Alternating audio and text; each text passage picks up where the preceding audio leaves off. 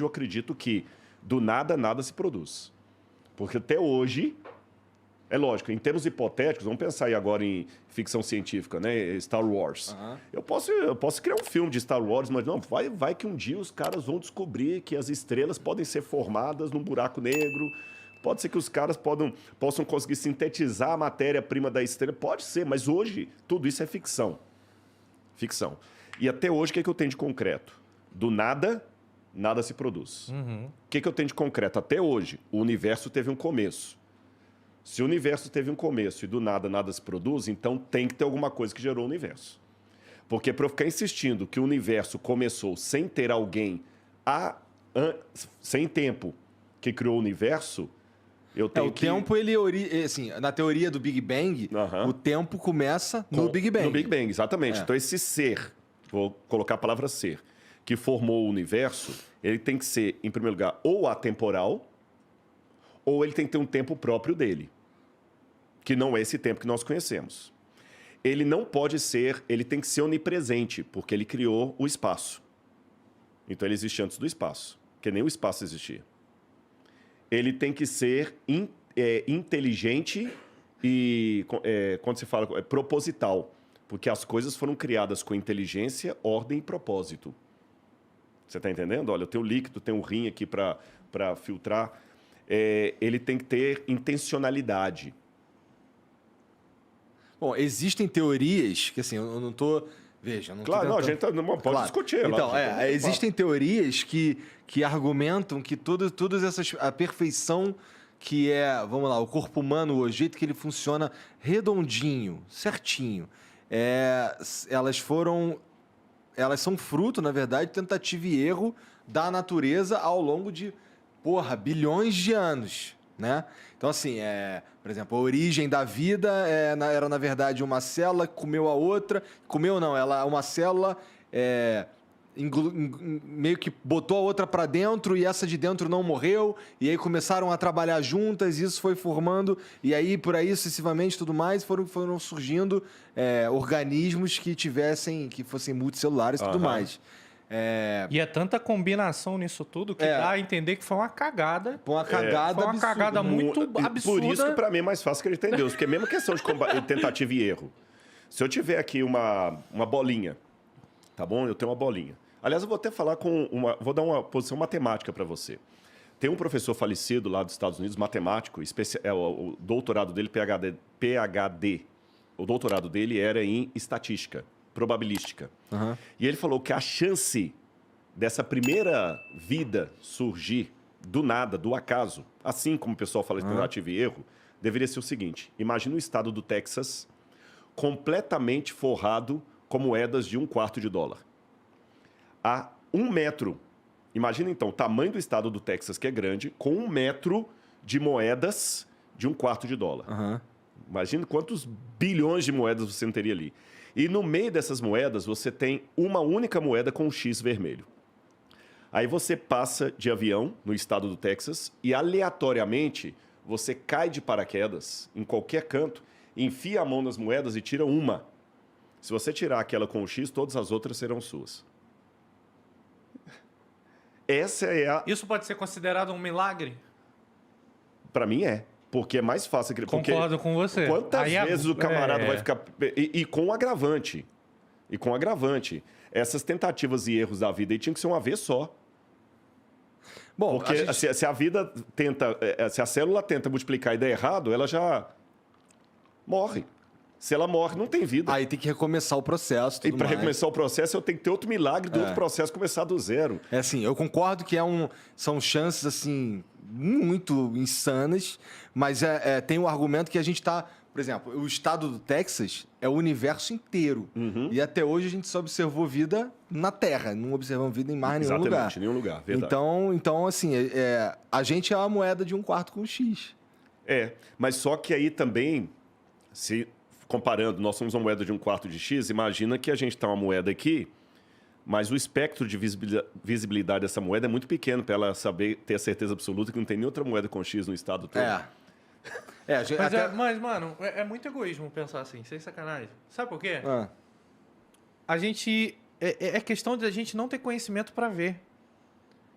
o que é a vida? A vida é aquilo que a gente acha que é. É verdade. Isso é verdade. Entendeu? Tipo, de repente tem uma outra forma de vida que a gente não consegue ver. É. Eu vou dar um exemplo muito grande. Tipo, de repente essa gotícula de água deve ter um universo aqui dentro. Deve, não tem.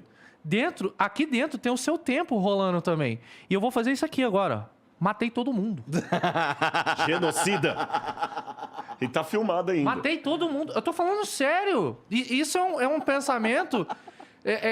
pensar amplo. Acabei de cometer um genocídio aqui. Se duvidar, eu acabei com a galáxia aqui agora. Em bactérias e fungos e vírus, ele tá certo. É. Agora, cada vez que você alimenta, você tá matando um universo inteiro. No universo inteiro. Agora, só que o nó, aí é um nó pro ateu. Vou te falar por quê. Porque o ateu, para justificar a vida com tudo que ela tem, sem colocar Deus, ele tem que cair para aquele que você falou muito bem. Foi uma chance, um acaso, uma coincidência. Pô, nós somos a única moeda com X. Aí ele fica até confortável. Mas o que já é extremamente impossível de acontecer, que é ter vida aqui, se você coloca vida no outro planeta, você tem que pegar toda essa problemática, essa dificuldade, essa quase impossibilidade daqui e multiplicar por 2.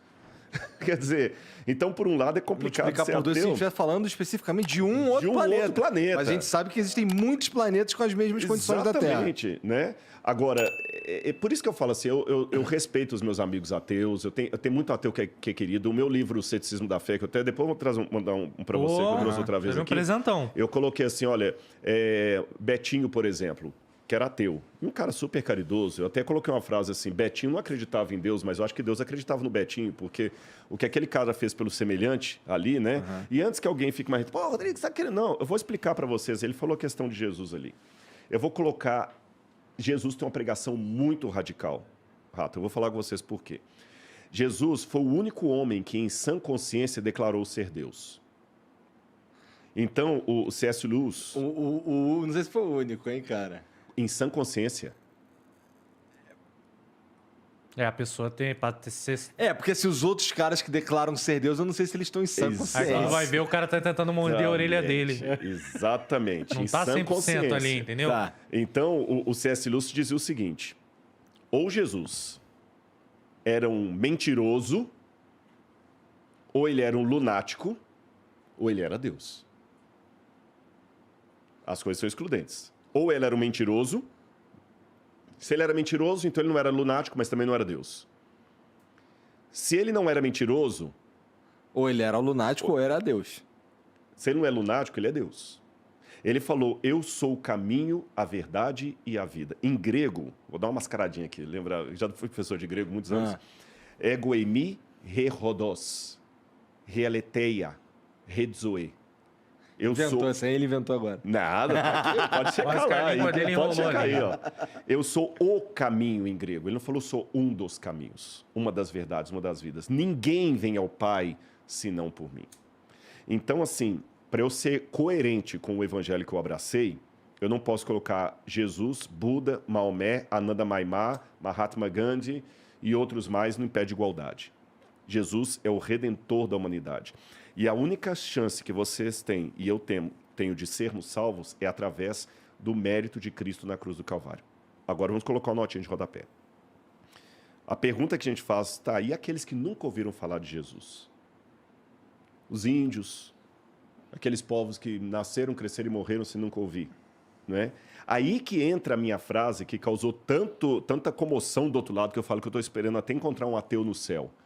É porque muita gente...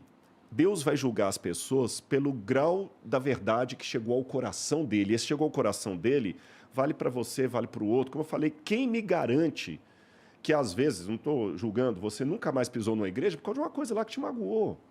Você está entendendo? Às vezes, assim, a minha vida é a única Bíblia que muita gente está lendo lá fora. Então, eu digo assim, mesmo aquele que é salvo sem conhecer Jesus, ele foi salvo por Jesus. Você entendeu? É radical a coisa, é radical. E aí vem uma frase do C.S. Lewis, que ele era um intelectual, o autor das Crônicas de Nárnia, que ele falava assim, olha, você pode até rejeitar Jesus, você pode até cuspir nele, mas não adianta pegar o que ele falou, achar bonitinho e negar quem ele disse que era. Você está entendendo? Não adianta você falar que é bonitinho o que ele falou, mas negar o que ele era, porque o que ele era é tão forte que está ligado ao que ele falou. E eu falo com vocês sem medo de ser feliz. E eu acho que é até interessante, Igor, é outro milagre. Eu tenho ido em muito podcast que não tem nada a ver com a igreja. E aí, permita-me dar o meu testemunho, eu acho que é Deus que está abrindo a oportunidade, porque quantas milhares de pessoas não estão ouvindo a gente aqui agora? Eu não estou enfiando religião goela abaixo de ninguém. Se você nunca se tornar adventista, se você quiser ser um adventista, que é a minha igreja, na outra casa que vocês tinham lá, tem uma igreja em frente. Cara, e como esse cara é famoso, mané. Porque eu vou te falar, depois desse dia que ele foi lá no outro estúdio lá, nossa, a gente passava lá, tava tendo os caras do Adventista, tava tendo algum culto, alguma coisa. É que era em frente, né? Aí, pô, vi aí o Rodrigo e tal, não sei o quê, foi legal pra caramba. Eu fiquei, pô, caraca. Todo mundo... Agora, é lógico, quando a gente está numa igreja, é igual o jogador de futebol, você quer os melhores pro seu time. Se eu falar assim, pô, não queria que vocês fossem adventistas, pô, ia ser legal. Mas eu não tô falando que você precisa ser adventista para ir pro céu. Você entendeu a diferença? Entendeu a diferença? Eu queria, como na pelada ali, né, eu quero aquele ali, que ele é zagueiro. Então é óbvio que a gente prega, a gente convida as pessoas para a igreja e tudo. Eu não sabia que era assim. A gente convida. Convida por quê? Mas vou te falar por que a gente convida. Quando a coisa é boa, você passa para frente. Quando eu cheguei aqui, eu ouvi vocês batendo papo sobre o joguinho. Eu não entendo a metade do que vocês estão falando, porque eu sou da velha guarda, né? Mas assim, pô, cara, esse joguinho aqui é sinistro demais. Pô, você tem que ir lá, você tem que coisar. Você, quando vê um negócio que é muito legal, você não guarda para si. Você chega e comenta. E é interessante que você até gosta que as outras pessoas gostem mais ou menos daquela coisa. Tem papo, tem tudo. Então, a religião tem esse aspecto social. O problema que eu tenho que admitir é que muita gente confunde isso com ser chato. E enfia a goela abaixo. E não foi isso que Jesus ensinou, gente. Jesus não ensinou a enfiar a religião goela abaixo. Não está no evangelho isso. Jesus é um camarada que ele elogiou a fé. É isso aí que quebra a perna de muito crente. Jesus elogiou a fé de um soldado romano que o cara era certamente um idólatra. E Jesus falou assim, em Israel eu não encontrei fé como esse homem. Tinha uma mulher sírio-fenícia, cananeia, que até coloca cananeia, que era assim, o oposto do que o judeu devia ser. Jesus falou o seguinte, essa mulher tem uma fé que eu queria encontrar em Israel. Você está entendendo? Então, assim, eu não vou afirmar se existe vida inteligente em outros planetas, mas existe vida espiritual fora da minha religião.